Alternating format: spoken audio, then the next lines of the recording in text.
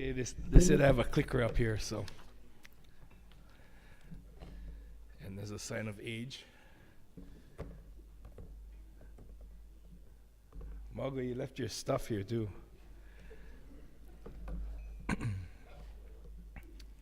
You know what? I'm just gonna take her stuff and give it to her. Just a moment.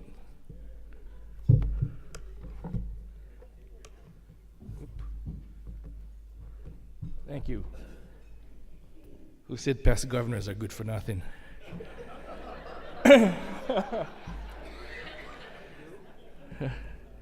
Good morning. I was asked to speak about the impact your support makes on children in our district. So to begin with, I'll start with my story. I was born and grew up on the island of Kauai. That's the furthest west you can go in the Cal-Nev-Ha district and still have a Kiwanis club.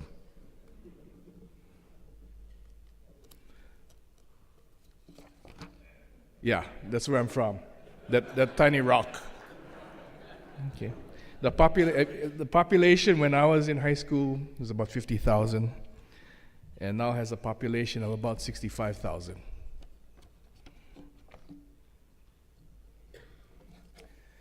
And I attended Kauai High School. Yeah, that's me.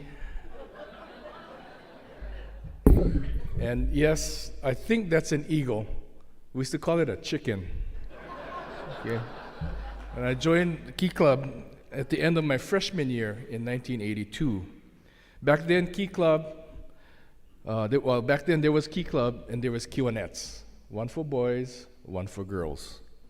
Joining Key Club was by invitation only. You had to be recommended by a teacher. Okay, when school restarted in the fall, we resumed our Key Club activities, but on November 23rd, 1982, Hurricane Eva struck Kauai. Yeah, so that's Kauai, and you can see the hurricane.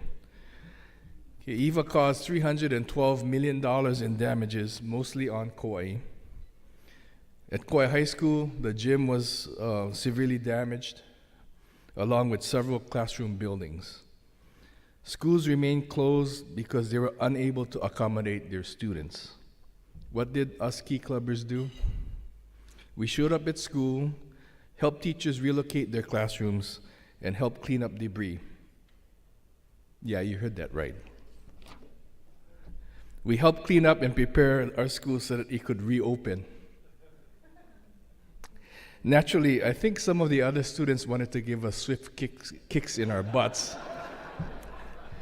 But the cafeteria staff had food that they had to use up, so we actually had free lunch every day we went to go help clean up. Okay. I became Key Club president in 1983-84, and island coordinator for the 84-85 school year. And then when I graduated in 1985, one of the scholarships I received was from the Kiwanis Cal-Nev-Ha Foundation. So I left Kauai. I attended the University of Southern California and graduated on time in 1989. I attended law school at the University of Hawaii and graduated from the Richardson School of Law in 1992 when I passed the Hawaii bar exam. So I returned to Kauai, that little rock, remember?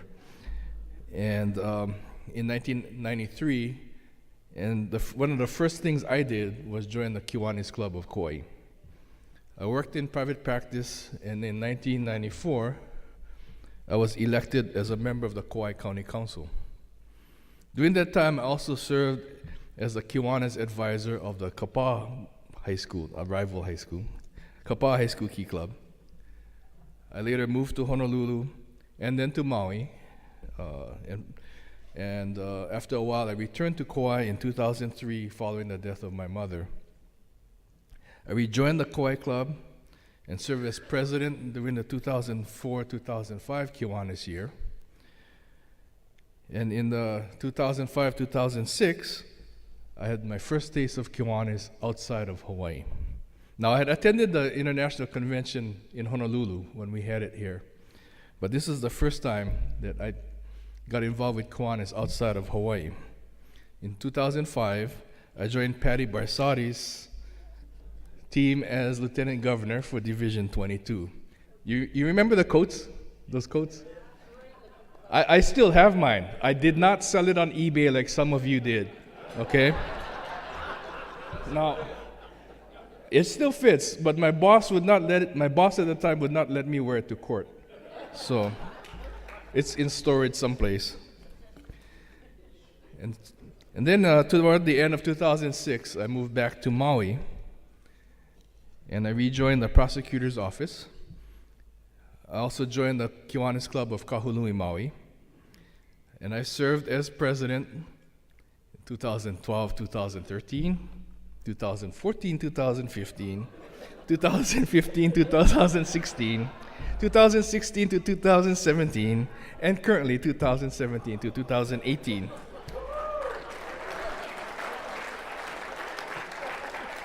For some reason, they always say you need to know who your successor is.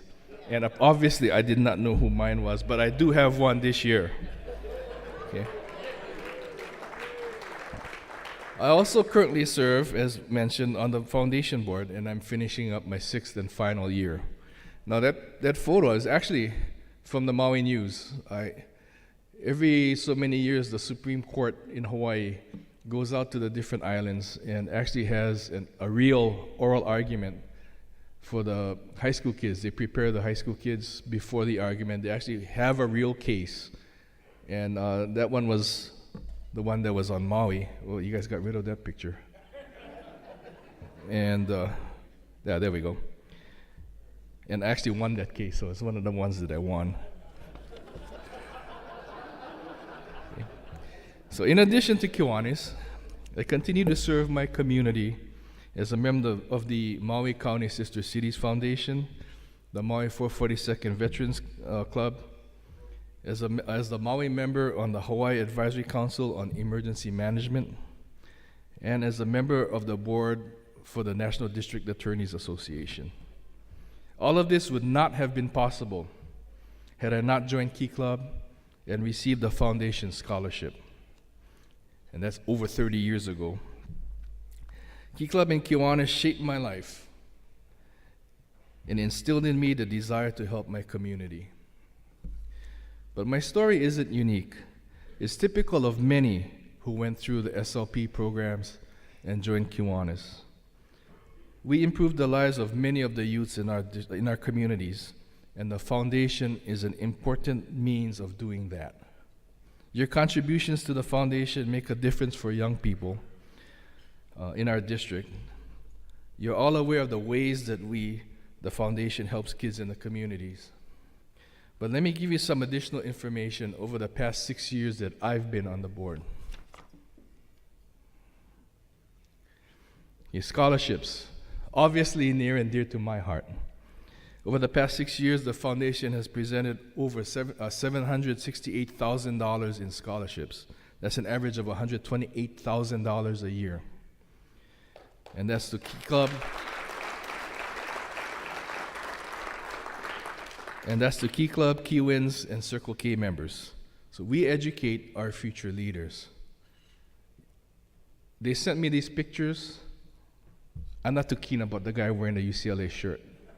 Okay.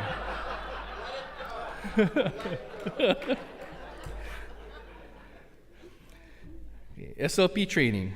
As you know, the foundation pays for SLP board trainings, and over the past 6 years, the foundation has provided over $423,440 in training. We train the future leaders of our communities.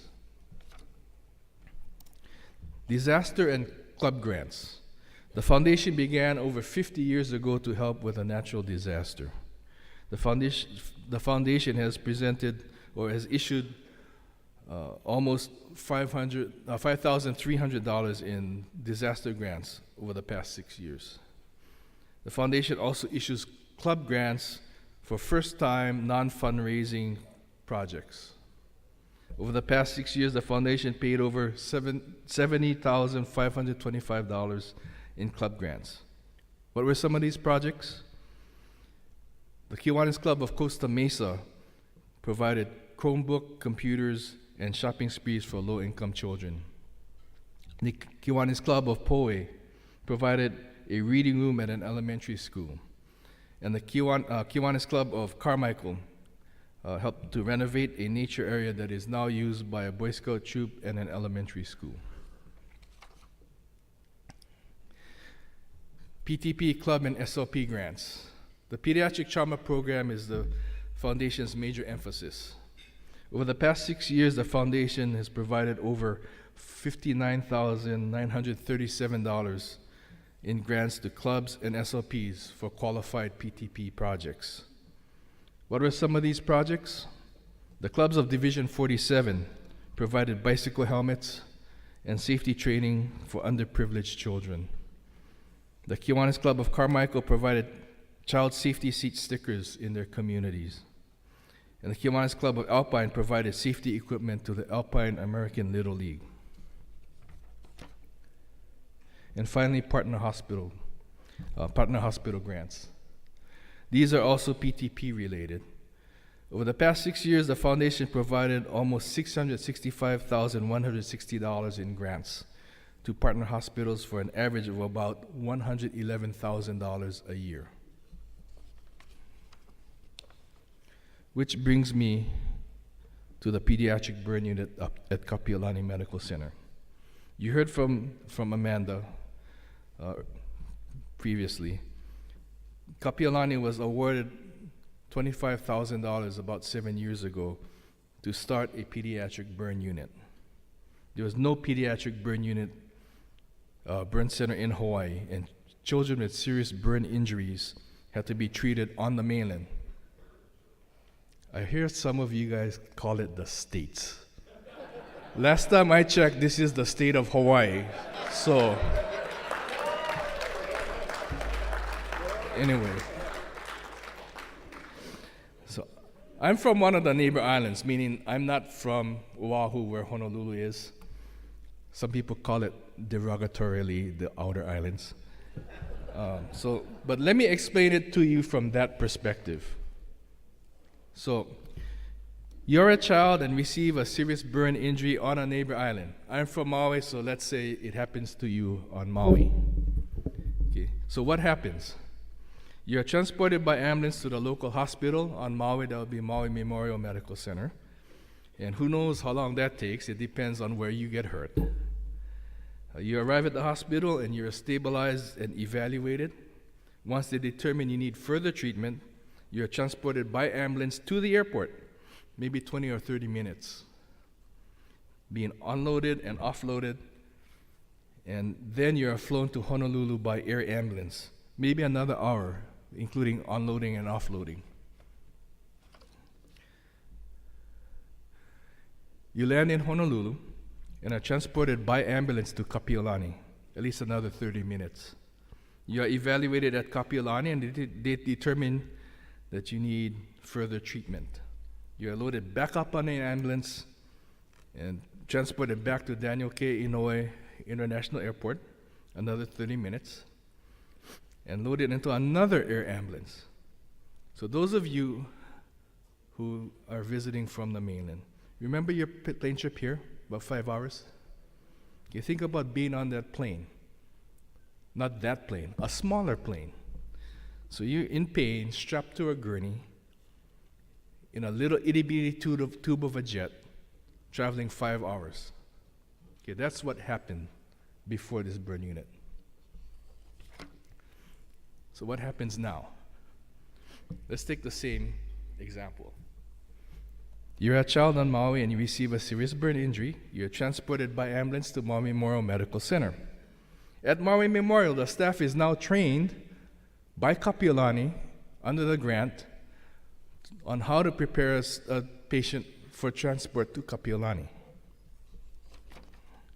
You're transported to Kahului Airport via ambulance and are flown to Honolulu via air ambulance. Then transported to Kapiolani by ambulance. And then, that's it. You remain at Kapiolani for treatment. We help do this.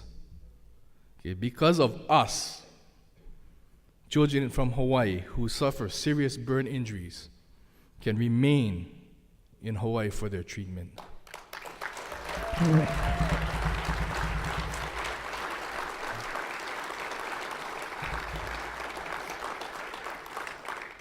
As a child of the neighbor islands and Kiki'oka'aina, a child of Hawaii, I thank you. Without your help,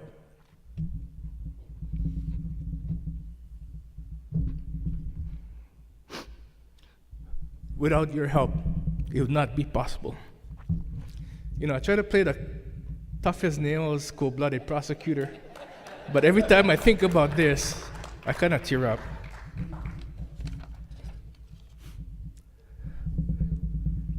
Thank you.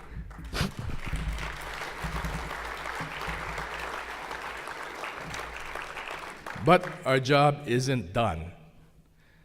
There's more to do.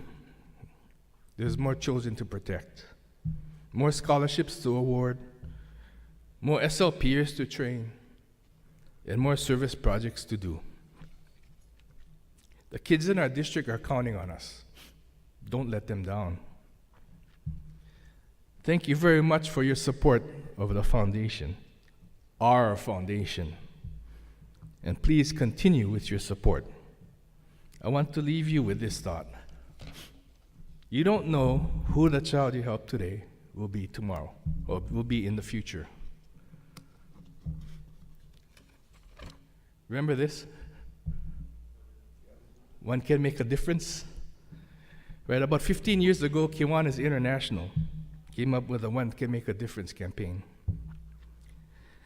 They had several public service announcements. You saw one yesterday, right, in which they showed who children grew up to become with the help that they had from Kiwanis. So they had, right, a Nobel Peace Prize winner. They had the person who finds the cure to cancer. They had a multiple-year Science Teacher of the Year award winner. And they had a two-time NBA championship coach. And you never know. The child you help today may just become a 51-year-old goofy-looking Kiwanian.